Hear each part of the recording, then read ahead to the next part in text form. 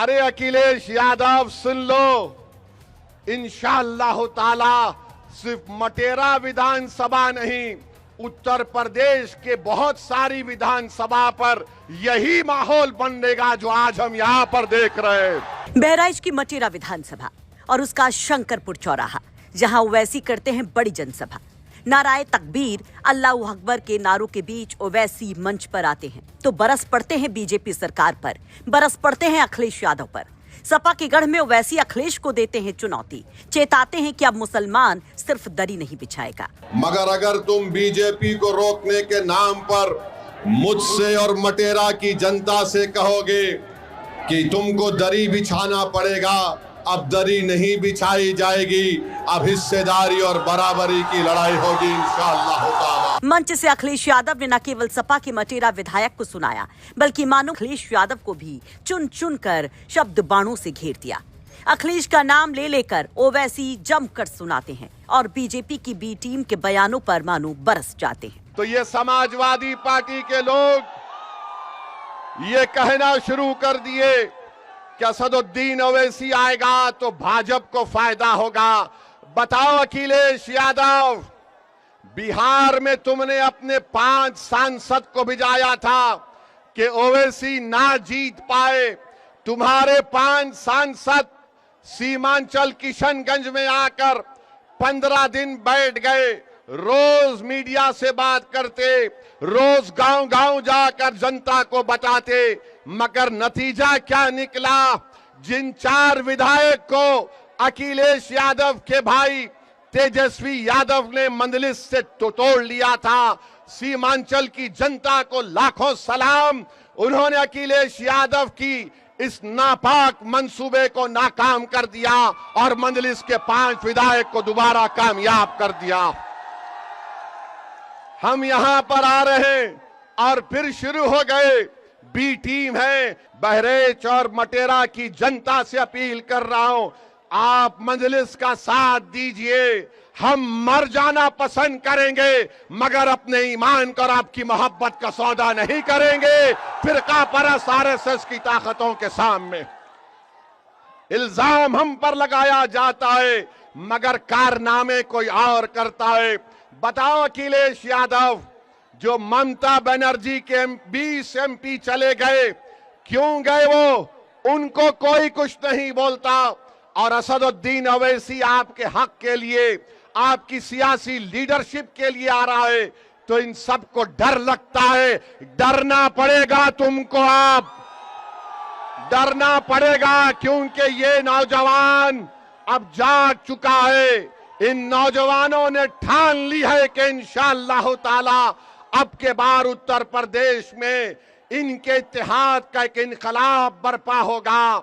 इनके इत्तेहाद से इनकी लीडरशिप पैदा होगी। 4 साल कहीं नहीं दिखे, मगर जब ओवैसी की पार्टी का एक सिपाही आपके इत्तेहाद और आपके ताकत को दिखाने के लिए परचम लेकर आता है तो लखनऊ से अखिलेश कहता है अगर यहां से शौकत निकल जाएगा तो फिर हमारा तमाम किला मिस्मार हो जाएगा।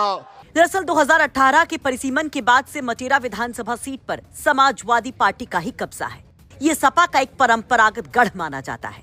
वहीं से अखिलेश को चुनौती देने पहुंचे ओवैसी, और जिस तेवर के साथ उतरे ओवैसी, उससे चर्चाएं भी खूब हैं कि क्या वाकई ओवैसी 2027 के चुनाव में कुछ बड़ा कर पाएंगे या फिर 2022 की तरह ही उनको अखिलेश यादव के सामने मुंह की खानी पड़ेगी। अखिलेश कितनी बड़ी चुनौती है? जब हमारे सहयोगी ने ओवैसी से इस पर सवाल किया तो मानो वो और भड़क गए। वो तो नाकाम साबित हो रहे हैं 2014 से, हर चुनाव हार रहे हैं। और फिर हमारी पार्टी के खिलाफ तो उन्होंने खुद बैठकर बिहार में कैंपेन चलाया। उनके कितने 5 या 7 सांसद को वहाँ पर उतार दिए हमारे सीमांचल में, और बड़ा ही नेगेटिव और झूठा कैंपेन चलाया हमारे खिलाफ उन्होंने। उसका असर कुछ नहीं हुआ। हमारे एमएलए तो जीत गए, अच्छे खासे वोट भी मिले हमको जहाँ पर हम नहीं जीत पाए। तो अब नहीं मालूम, अब जाहिर चुनाव जब लड़ेंगे तो जाहिर है हम अपने अपोनेंट्स को पिक एंड चूज तो नहीं कर सकते। आपसे कई बार सवाल हुआ है कि सपा दोबारा वही बात कह रही है, बी टीम, और आप इसका जवाब? देखिए, जवाब क्या देने का है। बिहार में आप हमारे खिलाफ कैंपेन किए, आपने तेजस्वी यादव राजद का साथ दिया, कौन जीता वहां पर? फिर उसके बाद राज्यसभा का एक चुनाव हुआ, उसमें हमारी पार्टी के प्रेसिडेंट अख्तर उल इमान साहब ने कहा कि सर हम चाहते हैं कि इनको सपोर्ट करें। मिला करिए, हम सपोर्ट किए। किसके एमएलए भाग गए? कांग्रेस के और राजद का मुस्लिम एमएलए भाग गया, उसका जिम्मेदार ओवैसी है। बंगाल में लाइन लगाकर पूरे टीएमसी के लोग भाग रहे हैं, इसके जिम्मेदार मैं हूं। तो इन लोगों को थोड़ा शर्म आनी चाहिए कि भैया आप देख लीजिए बी टीम कौन है। अब आपकी वजह से लोग भाग रहे हैं। दरअसल 2022 के चुनाव में भी ओवैसी ने उत्तर प्रदेश के मुसलमानों के सामने खुद को एक बड़ा विकल्प रखने की कोशिश की। उस वक्त उनके आक्रामक भाषणों की खूब चर्चा हुई, जिसमें उनका एक बयान बहुत ज्यादा सोशल मीडिया पर छाया कि अब्दुल अब दरी नहीं बिछाएगा। लेकिन नतीजों में ओवैसी का वो चमत्कार नहीं दिखा। मुसलमानों ने एक तरफा अखिलेश यादव का समर्थन किया। अब एक बार फिर से अखिलेश यादव के उसी मुस्लिम वोट पर चोट करने पहुंचे हैं ओवैसी, और जिस तरह से वो लगातार अखिलेश यादव पर बरस रहे हैं, उसकी वजह से सोशल मीडिया पर चर्चाएं तमाम हैं।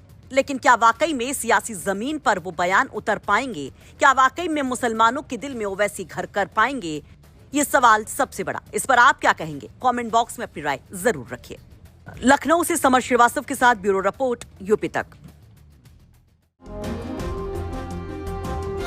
कांग्रेस के साथ आप कांग्रेस को किस तरीके से देख रहे हैं उत्तर प्रदेश में? क्योंकि अभी एक हफ्ते पहले कांग्रेस पार्टी के दो नेता बहन जी के दरवाजे पर गए, उन्होंने दस्तक दे दी। कांग्रेस पार्टी ने उससे अपना पल्ला झाड़ लिया। लेकिन ये अब कहा जा रहा है कि कांग्रेस पार्टी एक चाहती है कि कोई ना कोई दलित पार्टी, दलित चेहरा खास करके बसपा के साथ जाए। आपको लगता है, क्योंकि आपके भी कांग्रेस से संबंध रहे? नहीं, मैं दलित पार्टी नहीं हूँ, मैं दलित पार्टी नहीं हूँ। बीएसपी के लिए आप ऐसा कहना चाहते तो उनके नेताओं के सामने कहना, शायद वो जवाब आपको दे सकें। उन्होंने तो अपने नारे बदल लिया, लेकिन आप उससे दलित पार्टी का टैग नहीं हटा पाए। ये बड़ा चिंताजनक है। बहुजन से उन्होंने सर्वजन कर दिया। बहुजन समाज के लोगों में, उनकी भावनाओं में, मनोबल में गिरावट आ गई। लेकिन वो फिर भी मुझे तकलीफ के साथ कहना पड़ेगा कि वो दलित नेता ही आप लोग उनको मानते रहे। ये बड़ा चिंताजनक है। आप खुद को दलित नेता नहीं मानते? आप कभी मुख्यमंत्री को ठाकुर नेता कह सकते हैं क्या? हिम्मत जुटा कहिए, तब मैं फिर मानूं कि आप, या XYZ जितने नेता, जैसे आप ब्रजेश पाठक जी से मिलेंगे तो उनसे कहिए आप ब्राह्मण नेता हैं। हालांकि वो ब्राह्मण सम्मेलन में जाते हैं, मैं तो नहीं जाता दलित सम्मेलन में, मैं तो बहुजन समाज के सम्मेलन में जाता हूं। लेकिन आप नहीं पूछ सकते हैं। लेकिन जो बात आपने कही कि भाई कांग्रेस के लोग, देखिए बड़ी नेता हैं और जितना प्रोटोकॉल, जिस तरह का प्रोसीजर मैं समझता हूँ, समय लेके जाना चाहिए। जब समय मिल जाए तभी जाना चाहिए। हालांकि जिनके मन में आस्था वो जा सकते हैं।